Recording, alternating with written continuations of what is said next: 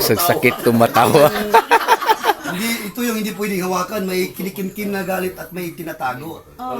Kanino? Itong mga ganitong klase, parang Hala. na-stress ba? Oo. Di ba? May mga anxiety ba na hindi niya alam na anxiety na pala. Ganon, ito hindi ba hawakan? Ito pwede hawakan. Yeah, okay.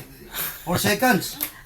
Apo daw, nabaybayag. Apo. 1, 2, 3. Last. Tinatanggal ko yung mga cramps niya. Nagka-cramps kasi ito. Last. 1, 2, 3. Last. Pahinga. Apo, nagsakit. Pahinga. Tulog ka. Guys, yung nasasaktan tumatawa lang. Kaya ng 71, no? Ikaw pa. Para makabawi ka man dyan siya. Kaya ng 71, ha?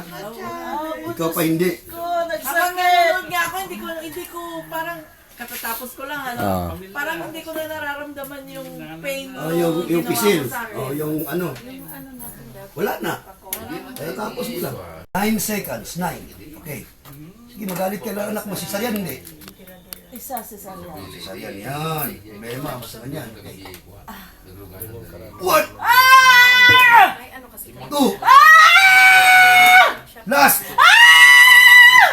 Tapos. Done. Tapos na. Matigas sa ulo ng apo ko.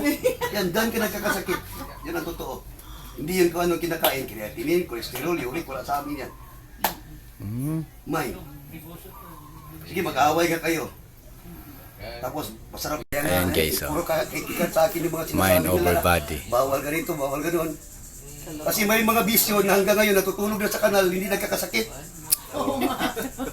Yung iba nga, naka-aircon, nagkakasakit. Sila hanggang ngayon, lasinggiro pa rin. 65, lasinggiro pa rin hanggang ngayon. Yung iba, hindi umabot 65, na-stroke. Kung ano-ano lang. Na health conscious sila. Kasi yung palang pakialam, walang laman ng utak.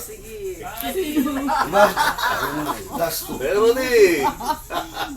Tama-tama mamaya. 1. Nasa mall kayo, nasa opisina kayo, nasa trabaho kayo. Ganito lang. Para hindi ka na babako. Kasi karamihan pag i-8